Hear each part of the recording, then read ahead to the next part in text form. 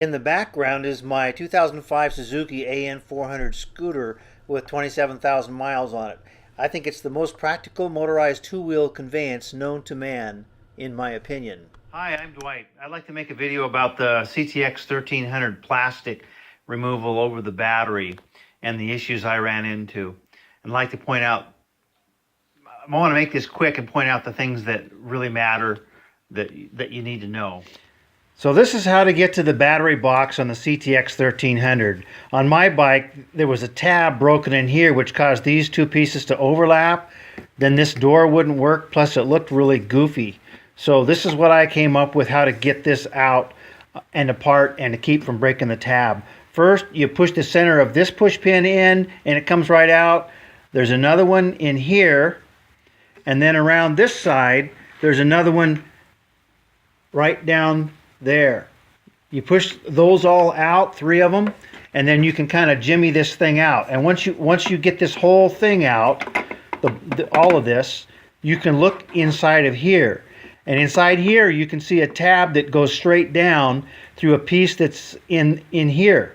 Well, you can kind of reach through with your finger and push that out and to keep from breaking the tab. I guess this is a common problem on these. There's another tab up here that is reinforced correctly, and it's pretty sturdy. But this one here, you should probably push it from the bottom, push it through the tab to get it out without breaking it. And then over in here, there's another tab right there that you push the center of it to pull it out. And once you get all that out and access under here and push this tab out, then you just kind of tease it up and this whole piece will come out. So on my bike, the tab on this piece right here was broken, so I had to remove it to fix the tab. To do that, you've got to remove this bottom piece down here. And when you do that, it comes off very easily. First, you take these two screws out right here, just Allen head screws. And then you come in here and you remove this screw right here, and then above it, this right here basically holds in a rubber grommet. And you take them both out. When you take them both out, then you can split this piece from this piece, and you pretty much have to do that to get it off. So once you do that, there's two tabs up in here that just, you grab this piece right here and just pull it right straight out. It comes right out. Next, you have to remove this mirror. There's three plugs inside of here, and all you do is rock this around. There's a connection point here, here, and inside of here.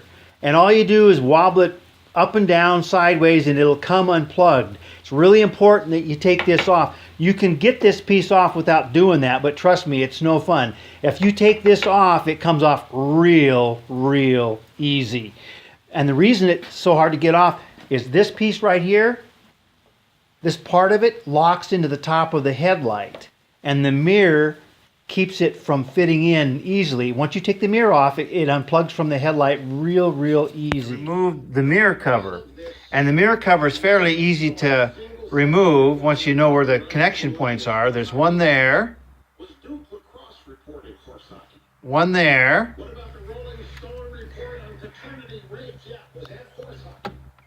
and one down there. Now to take this piece off, which I've got to take off because my tab is broken, you go around to the front here and you take these two screws out here, one here and here.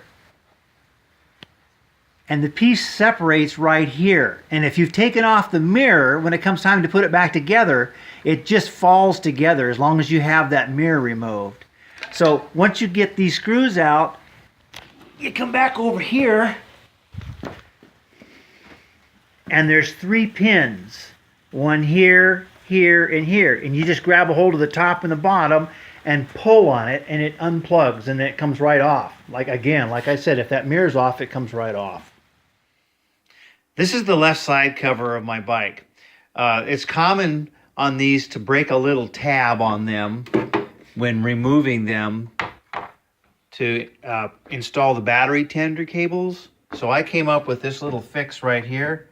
I took Supermend, and luckily my tab was not broken off. It was easily movable, but it was still mounted there. So I was able to manufacture this little piece right here and fasten it in there with Supermend. So when you take these panels off, half the battle is knowing where the connection points are. On this panel, this is toward the rear, and you've got this to pull out, comes straight out, this goes straight out, and this goes straight out. And then there's a little connection on the bottom here that just kind of falls out on its own. And this goes around the front underneath where the forks come up. And there's a screw that goes through here.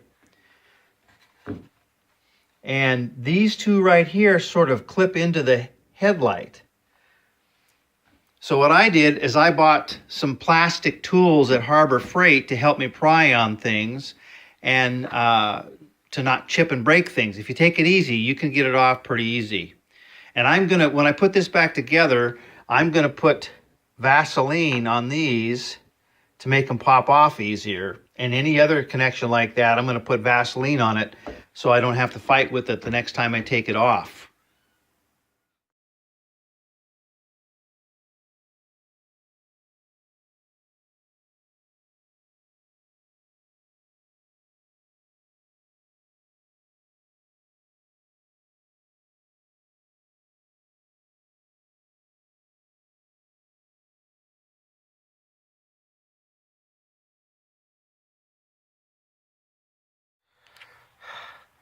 So I finally got the wires for the battery where they should be. Went out this way with the positive one and still have this one stuck underneath here. And then I ran the wire, the main wire that connects to the charger underneath here. So it comes out down here. That way you're not obstructing any plastic when you put it back together. So it goes underneath this, and the little door pocket goes up in here. So I think I finally got it. Boy, sometimes it takes a long time to get this stuff set up right. Kind of a pain in the butt, but in the long run, I hope it'll be worthwhile.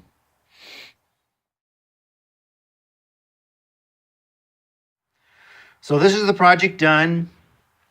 All this fits good now, and this works like it's supposed to. Closes real easy, where before it would always get bound up on here. This was up into there. This fix I did right in here with the broken tab seems to have worked pretty well. When you're taking this piece off here, if you take, this just plugs in, it goes straight in and straight out. Just pull it out, wiggle it around, it'll come out. And it makes putting this thing on an absolute piece of cake. Then it'll slip up on the little notches in the headlight here where it's supposed to go, and it just falls together. Really easy. And then, of course, plug this in. I put Vaseline on the little plugs, that the 3 plugs in here where it plugs in. Now we're going to put the bottom piece on. So